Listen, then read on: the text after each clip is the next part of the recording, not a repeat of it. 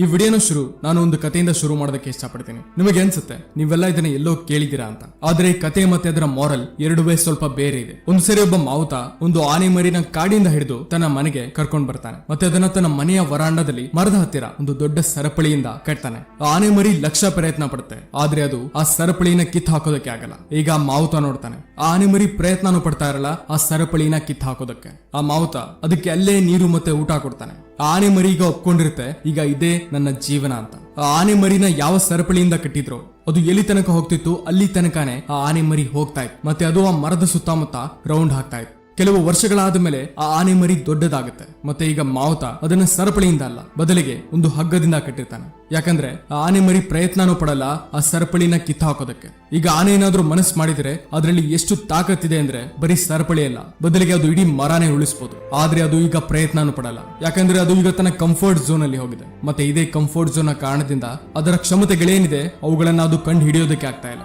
ಮತ್ತೆ ಅದೇ ಆನೆ ತರಾನೇ ನಾವು ನಮ್ಮ ಕಂಫರ್ಟ್ ಝೋನ್ ಅಲ್ಲಿ ಸಿಕ್ಕಾಕೊಂಡಿರ್ತೀವಿ. ಮತ್ತೆ ಇದೇ ಕಂಫರ್ಟ್ ಝೋನ್ ಅಲ್ಲಿ ನಾವು ಇದ್ದು ಯೋಚನೆ ಮಾಡ್ತೀವಿ, ಅರೆ ಹೇಗ್ ನಡೀತಾ ಇದೀವಿ ನೋಡಿಲಿ, ಯಾಕೆ ಸುಮ್ಮನೆ ಹೊಸದಾಗಿ ಮಾಡೋ ಅವಶ್ಯಕತೆ ಇದೆ. ನೀವು ಮೊದಲು ಡಾಗ್ ಅಂಡ್ ಫ್ರಾಗ್ ನ ಎಕ್ಸಾಂಪಲ್ ಯಾವಾಗ್ಲಾದ್ರೂ ಕೇಳೇ ಇರ್ತೀರಾ. ಆದ್ರೂ ನಾನು ನಿಮಗೆ ಒಂದ್ಸರಿ ಹೇಳ್ಬಿಡ್ತೀನಿ. ಒಂದು ಭಿಕ್ಷುಕನ ಸೈಡ್ ಅಲ್ಲಿ ಒಂದು ನಾಯಿ ಹೇಳ್ತಾ ಇತ್ತು.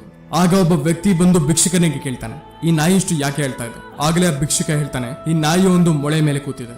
ಆಗ ವ್ಯಕ್ತಿ ಹೇಳ್ತಾನೆ, ಆದ್ರೆ ಇದಕ್ಕೆ ನೋವಾಗ್ತಾ ಇದ್ರೆ ಇದು ಅಲ್ಲಿಂದ ಯಾಕೆ ಎದ್ದೇಳ್ತಾ ಇಲ್ಲ? ಆಗಲೇ ಆ ಭಿಕ್ಷುಕ ಹೇಳ್ತಾನೆ, ನೋವು ಆಗ್ತಾ ಇದೆ, ಆದ್ರೆ ಅಷ್ಟೇನಿಲ್ಲ, ಇಲ್ಲಿಂದ ಎದ್ದು ಬೇರೆ ಜಾಗದಲ್ಲಿ ಕೂರೋಷ್ಟು. ಮತ್ತೆ ಇದನ್ನ ನಾವು ಹೇಳ್ತೀವಿ ಕಂಫರ್ಟ್ ಝೋನ್. ಮತ್ತೆ ಇದೇ ರೀತಿ ಒಂದು ಎಕ್ಸಾಂಪಲ್ ಇತ್ತು ಫ್ರಾಗ್ದು. ಒಂದು ಕಪ್ಪೆನ ತಣ್ಣಗಿರೋ ನೀರಲ್ಲಿ ಸೇರಿಸಿ ಗ್ಯಾಸ್ ಮೇಲೆ ಇಡ್ತಾರೆ. ಮತ್ತೆ ಮೆಲ್ಲ ಮೆಲ್ಲಗೆ ಆ ನೀರ್ನ ಬಿಸಿ ಮಾಡ್ತಾರೆ.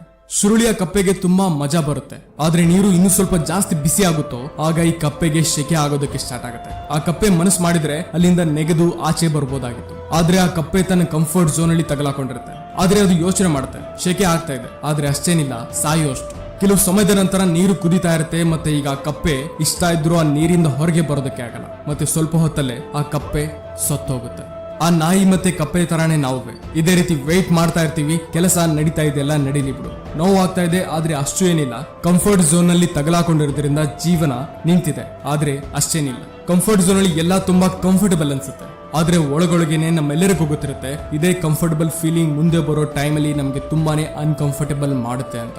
ಇಂಗ್ಲಿಷ್ ಅಲ್ಲಿ ಒಂದು ತುಂಬಾ ಅದ್ಭುತವಾದ ಕೋಟ್ ಇದೆ, ನಾನು ನಿಮಗೆ ಕನ್ನಡದಲ್ಲಿ ಹೇಳ್ತೀನಿ. ಏನಾದ್ರೂ ನೀವು ಸಕ್ಸಸ್ಫುಲ್ ಆಗ್ಬೇಕು ಅಂತ ಇದ್ರೆ ಆಗ ನೀವು ಅನ್ಕಂಫರ್ಟಬಲ್ ಆಗ್ಲೇಬೇಕು. ಕಂಫರ್ಟ್ ಝೋನ್ ಅಲ್ಲಿ ಇದ್ದು ಯಾವುದೇ ವ್ಯಕ್ತಿ ಸಕ್ಸಸ್ಫುಲ್ ಆಗಿಲ್ಲ, ಯಾಕಂದ್ರೆ ಬಿಟ್ಟಿಯಾಗಿ ಸಿಕ್ಕದಿದ್ರೆ ಸಫಲತೆ, ಆಗ ಪ್ರತಿಯೊಬ್ಬರು ಸಕ್ಸಸ್ಫುಲ್ ಆಗ್ತಾ ಇದ್ರು. ನಾವು ಜಗತ್ತಲ್ಲಿ ತಿರ್ಗಾಡೋಕೆ, ಟಿವಿ ನೋಡೋದಕ್ಕೆ, ಮೂವಿ, ವೆಬ್ ಸೀರೀಸ್, ಸೋಷಿಯಲ್ ಮೀಡಿಯಾದಲ್ಲಿ ಟೈಮ್ ಪಾಸ್ ಮಾಡೋದಕ್ಕೆ ಬಂದಿಲ್ಲ. ಮೊದಲು ನಮಗೋಸ್ಕರ ಏನಾದ್ರೂ ಮಾಡಿ ಈ ಜಗತ್ತಲ್ಲಿ ಯಾರಿಲ್ಲ ಯಾರಿಗಾದ್ರೂ ವ್ಯಕ್ತಿಗೆ ಕೆಲಸ ಬರಲಿ. ಈ ಪರ್ಪಸ್ ಉದ್ದೇಶನ ಪೂರ್ತಿ ಮಾಡೋದಕ್ಕೆ ನಾವೆಲ್ಲ ಈ ಭೂಮಿಲಿ ಜನ್ಮ ಪಡ್ತಿದೀವಿ. ಮತ್ತೆ ಜಗತ್ತಿಗೆ ಏನಾದ್ರೂ ಮಾಡೋದಕ್ಕಿಂತ ಮುಂಚೆ ನಿಮ್ಮನ್ನ ನೀವು ಗ್ರೋ ಮಾಡಬೇಕಾಗತ್ತೆ. ಮತ್ತೆ ಕಂಫರ್ಟ್ ಝೋನ್ ಅಲ್ಲಿ ಇದ್ದು ನೀವು ಯಾವತ್ತೂ ಗ್ರೋ ಮಾಡೋದಕ್ಕೆ ಆಗಲ್ಲ. ಕಂಫರ್ಟ್ ಝೋನ್ ಇಂದ ಹೊರಗಡೆ ಬರೋ ಅರ್ಥ ಏನಂದ್ರೆ ನೀವು ಅದನ್ನ ಟ್ರೈ ಮಾಡಿ. ಇವತ್ತಿನವರೆಗೂ ನೀವು ಟ್ರೈ ಮಾಡದೇ ಇರೋದು ಯಾವುದೆಲ್ಲ ಕೆಲಸನ ನೀವು ಅರ್ಧಕ್ಕೆ ನಿಲ್ಲಿಸಿದ್ರೋ ಅದನ್ನ ಪೂರ್ತಿ ಮಾಡಿ. ನಿಮ್ಮ ಈ ಚಿಕ್ಕ ಮೊಬೈಲ್ ಸ್ಕ್ರೀನ್ ಇಂದ ಹೊರಗಡೆ ಬನ್ನಿ, ಆ ಜನರ ಜೊತೆ ಸೇರಿ ಯಾರೋ ನಿಮ್ಮನ್ನ ಬೆಳೆಸ್ತಾರೋ ಅವರಿಂದ ನಿಮಗೆ ನಿಮ್ಮ ಫೀಲ್ಡ್ ನ ಬೆಸ್ಟ್ ನಾಲೆಡ್ಜ್ ಸಿಗುತ್ತೆ. ಆಗ ನೀವು ಗ್ರೋ ಆಗ್ತೀರಾ. ಮತ್ತೆ ಯಾವಾಗ ನೀವು ನಿಮ್ಮ ಕಂಫರ್ಟ್ ಝೋನ್ ಇಂದ ಹೊರಗೆ ಬಂದು ಏನಾದ್ರೂ ಮಾಡ್ತಿರಲ್ಲ ಆಗ ಏನ್ ಕಂಫರ್ಟ್ ಸಿಗುತ್ತೆ ಅದನ್ನ ಶಬ್ದಗಳಲ್ಲಿ ಹೇಳೋದಕ್ಕೆ ಆಗಲ್ಲ.